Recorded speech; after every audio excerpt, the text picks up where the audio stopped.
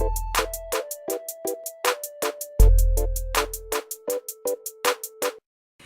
BookTube, what's up? It's Mia coming at you today with a book haul video. And first and foremost, let me just apologize for this harsh ass light that's hitting my face. I done tried moving these lights around so many times to the point where I just got so frustrated. I'm just ready to shoot this damn video. So no, I'm not in like the heavenly gates anywhere. It's just, man, I just don't have the time for it. You guys know I only have a limited amount of time to shoot my videos, and I do not want to waste time trying to get the perfect lighting. So with that being said, let's jump right into this video. Alright, so I decided to film this haul. I did an unboxing a couple of videos ago, and this one here is going to be my Target book haul because a lot of my books that I do purchase, I get from either Amazon or Target. So today was the Target's run, and I'm not going to be buying anything again until like the fall when all of the new fall releases are going to start coming out. So I had to get what I can now because I'll be putting myself on a strict budget. And in order for me to save up for the books that I really want come the fall, I cannot be buying books every other week during the summer, if that makes any sense to you guys. So let's just jump right in, and I'm just picking books at random. I got 2 bags. I am so excited. Look at the little Target logos. Now, I did not buy all of these books at one time. This has been over a span a couple of weeks, so yeah, I'm not living like that. I wish I was, but. So the first one that I got was Geekerella by Ashley Poston. There we go. I did read this book last year and absolutely loved it. They had it. It was on sale. It was like the only one left in the store, so you know I had to go ahead and cop this one. I was going to buy it anyway because I figured I would find it on Amazon or at the local thrift shop sometime soon. So, and I did get her other book. I think it was Ironheart. If I'll link it up here. So yes, I'm super excited to read that, and I got this one. This follows a girl named, I can't remember what her name was. Elle, yeah, that's right.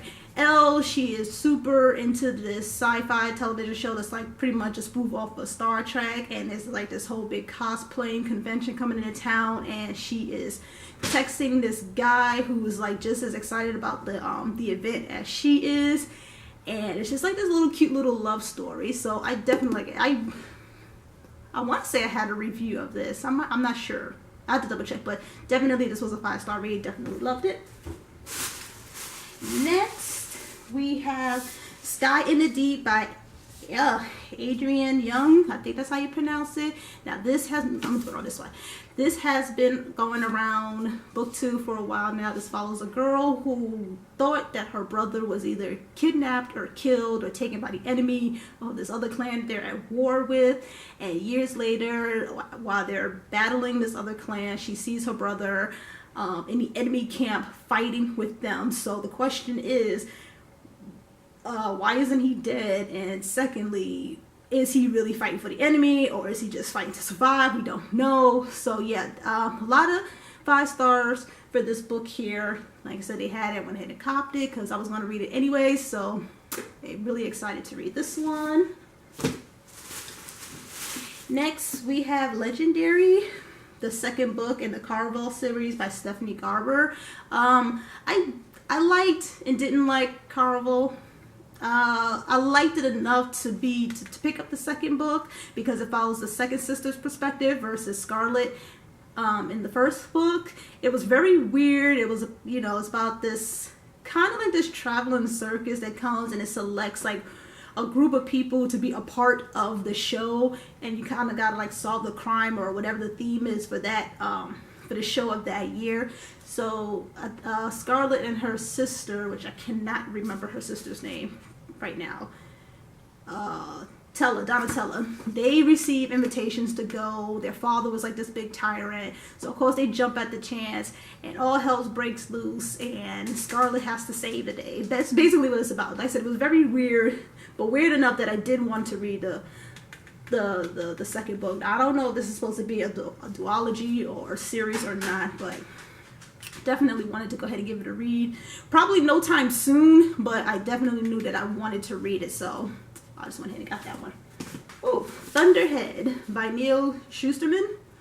Now, I did just finish reading Scythe a couple of days ago, and did it live up to the hype of book 2. Yes and no. I thought it was really slow in a lot of places, but the overall theme and message of the book, I totally digged and got it, and it was totally different. I will do a separate review video for that one, but I knew that I was going to want to read this one. Even before I read Scythe, I knew I was going to want to read this just because of the hype it's been getting.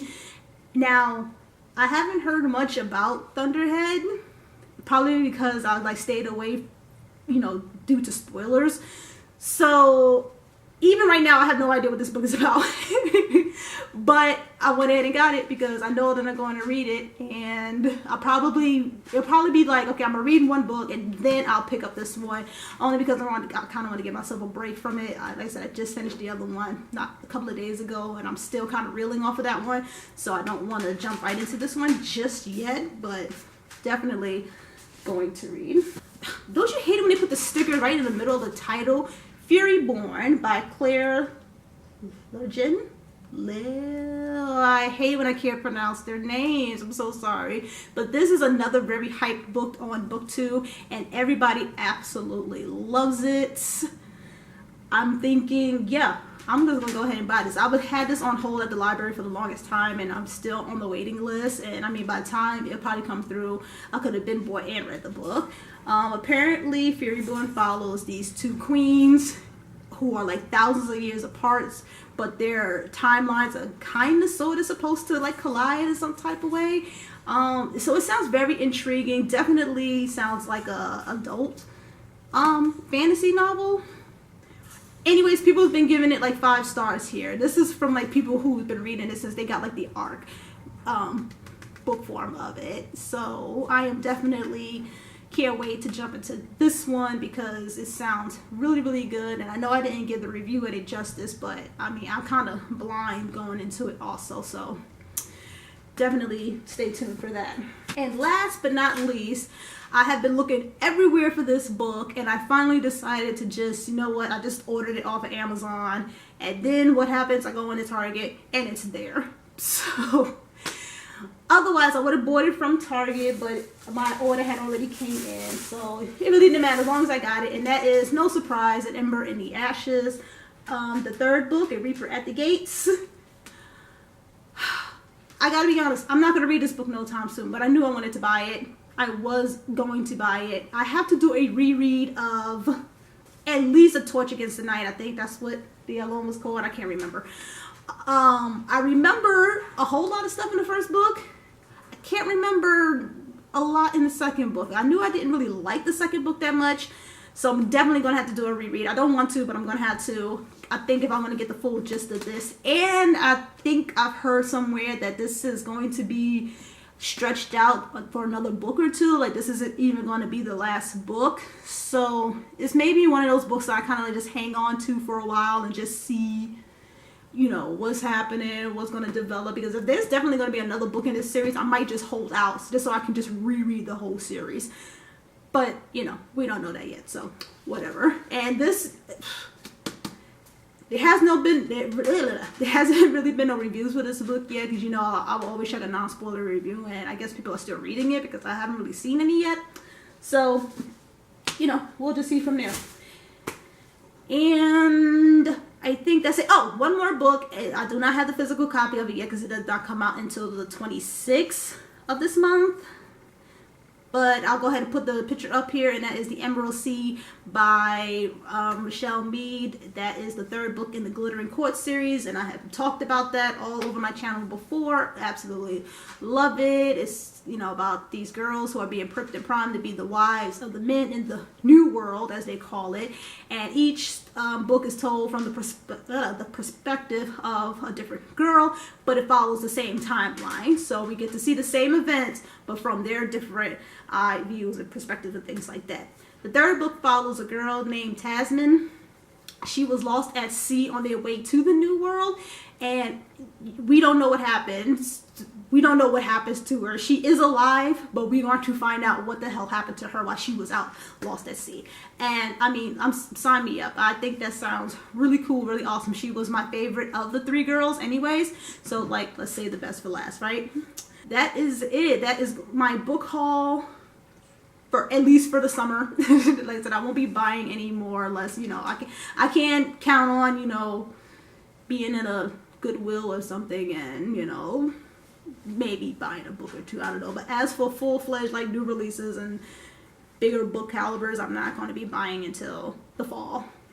So stay tuned for that. Anyway, I'm going to wrap this up. Those of you who stuck around, thank you so much for watching, and I'm going to catch you guys in the next video. Bye, loves.